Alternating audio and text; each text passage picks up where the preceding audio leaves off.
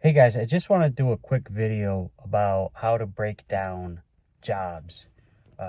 You see a lot of different guys and whatever they're doing a breakdown, and it's labor line and a material line. And when the customer sees that, they see material $50,000, labor $50,000, and that labor line is basically it's huge to them. I had a customer the other day just he looked at my estimate and he's like, "So you're making 10 grand on this job?" Like I was a bad guy for making 10 grand on this job. And I'm like, "Yep, I'm making 10 grand and I don't feel sorry for it." I said, "There's a lot of things that go in here and there's a lot of knowledge, but you want to try to avoid that." And he came to that conclusion nefariously.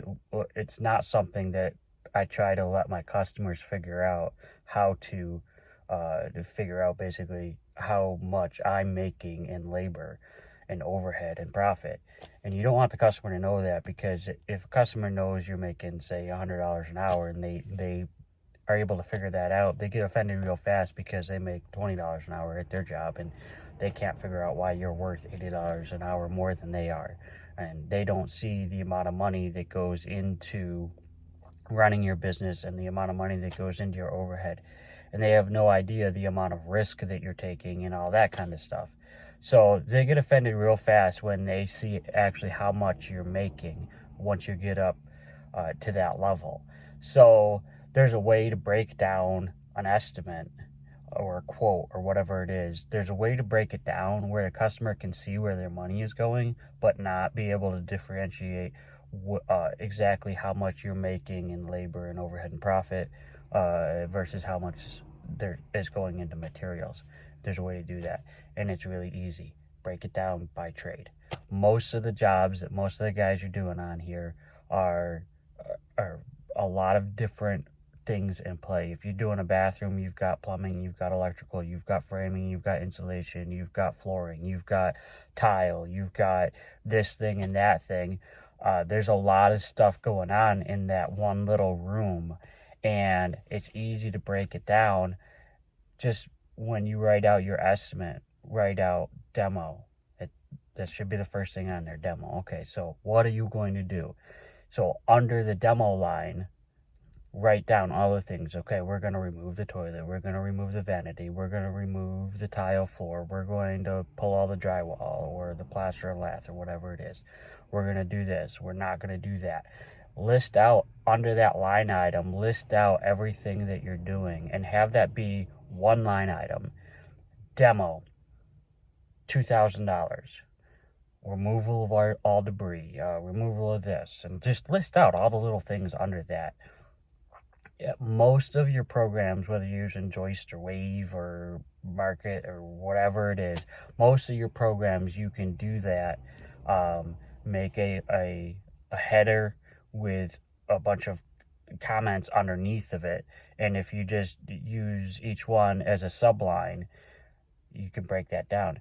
The customer isn't going to know how much of that line is going into labor and how much of that line is going into materials. Obviously, there's not a lot of materials in demo, but you get the concept. You get down to drywall. Don't tell them that you're paying 35 cents a square foot for your drywall materials and they're paying you $4 a square foot to hang it. Clump all those numbers together, make it a single line, and describe below what you're doing.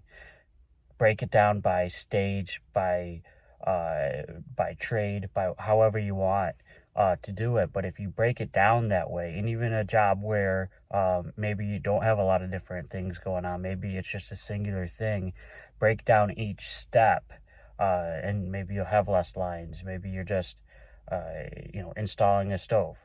Don't break down, if you're just doing install a stove, don't break down labor versus material. Don't ever let a customer get you to do that. If it's just a single item like that, just give them a bill at the end and it's just a total, and maybe try to break it down as best you can and make as many line items as you can in there. Maybe purchase an installation of gas line. You gotta get creative, really, but don't ever break down labor versus cost. Break it down by chore. Break it down by each individual thing that you're doing. If you do it that way, they will see all the work that's involved. They will see all the steps that are involved, but they won't see how much it costs to do those things. And they won't be able to, basically sit there and go, oh my God, you make way too much money. I'm not paying you to do that. Because some people are like that. And if that's the only thing that's stopping you and a customer from getting along, why would you want to let that have a customer? Why would you want a customer not buy from you because they think you make too much money, because maybe you're saving a lot of money on material lines because you're creative at saving money that way?